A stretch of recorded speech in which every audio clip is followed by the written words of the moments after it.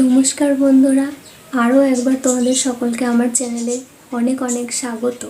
Friends, এর আগের ভিডিওটায় আমি দেখিয়েছিলাম যে হাউ টু লার্নিং ডান্স, ঠিক আছে, পার্ট 1টা করেছিলাম। ওখানে বেস ছিল হাতের মুভমেন্টস, ঠিক আছে, বা মুদ্রার ওপর বেস করে ওই টিউটোরিয়ালটা হয়েছিল। আর এটা তার সেকেন্ড পার্ট। এখানে কিন্তু পায়ের মুভমেন্টগুলো কিভাবে হয় সেটার উপর আমি ভিডিওটা বানাচ্ছি। তো পুরোটা দেখার অনুরোধ রইল। আর আমার চ্যানেলটা সাবস্ক্রাইব করে নিয়ে আমার পাশে থেকো তোমরা।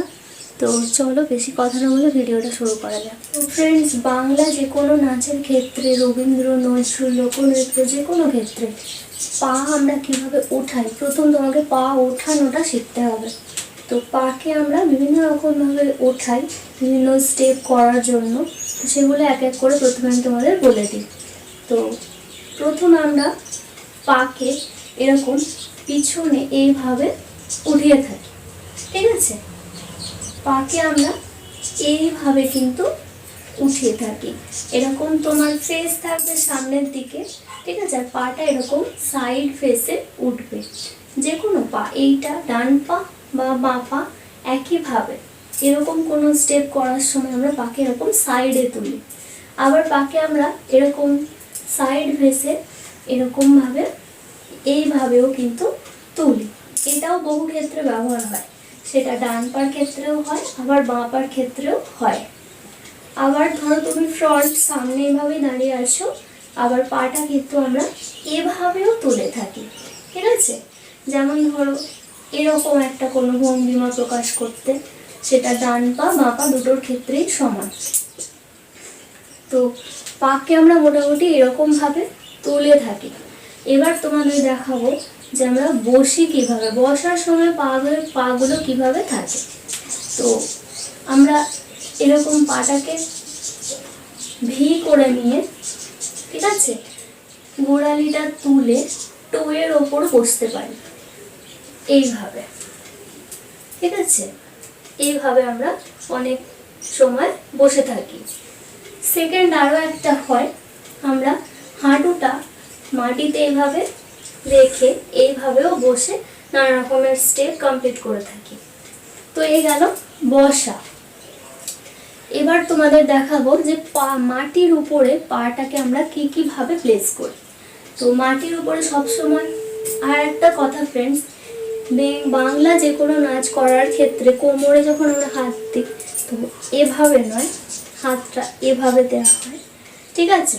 তো পাটা মাটির উপর কিভাবে প্লেস করা হয়, অনেক সময় সামনে এইভাবে গোড়ালি তুলে, ঠিক আছে, এইভাবে সামনেটা এইভাবে গোড়ালি তুলে এইভাবে 1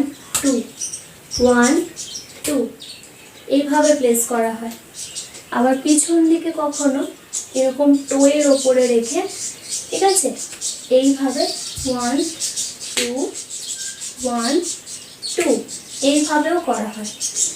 এরপর দেখাবো 4/4 rhythm, 3/3 rhythm and 2/2 rhythm wise কীভাবে প্লেস করা হয়। তো 4/4 রিদম মানে ধরো এইভাবে করা হয় 1 2 3 4, আবার 1 2 3 4। এটা গেল 4/4 রিদম ওয়াইজ কীভাবে প্লেস করা হয়। এটার আরও একটা ধরো তোমাদের অল্টারনেটিভ দেখাচ্ছি। এভাবে হালকা করে লাফিয়ে 1 2 3 4, আবার 1 2 3 4। এটা গেল 4/4 রিদম। এরকম 4/4 রিদম ওয়াইজ আমরা প্রচুর স্টেপস করে থাকি, এগুলো বেসিক, ঠিক আছে। এবার 3/3 রিদম মানে এইভাবে করা হয়, সেটা 1 2 3 1 2 3, ঠিক আছে। এইভাবে 3/3 রিদম ওয়াইজ করা হয়। যেমন ধরো কোনো মিউজিকের ক্ষেত্রে আমরা এই স্টেপগুলো ইউজ করি 1 2 3 1 2 3 1 2 3 1 2 3, ঠিক আছে। এরপর 2/2 রিদমস। 2/2 রিদমস তখনই ইউজ হয় যখন গানের রিদমটা একটু স্পিডে থাকে, ঠিক আছে।